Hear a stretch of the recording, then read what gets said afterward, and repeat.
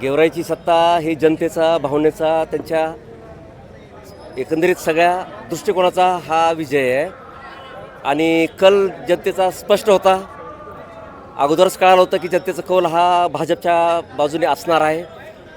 आणि त्या दिशेने वाटचाल झाली. विकासावरती लोकांनी विश्वास ठेवला होता आणि तोच कौल आज आपल्याला पाहायला मिळाला. हे निकाल निश्चित होता हा असा.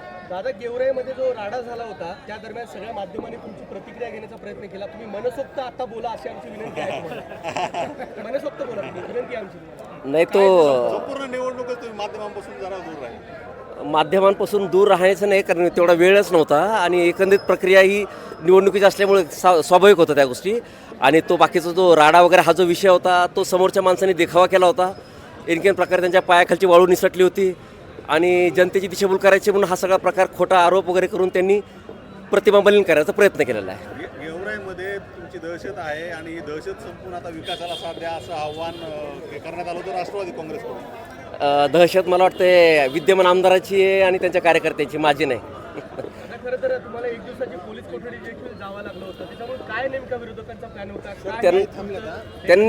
त्यांनी ती जाणून बुजून खोटी केस केली. त्याच्यामुळं सत्तेचा त्यांनी उपयोग केला, गैरउपयोग केला, म्हणून ह्या सगळ्या गोष्टीला सामोरं जावं लागलं.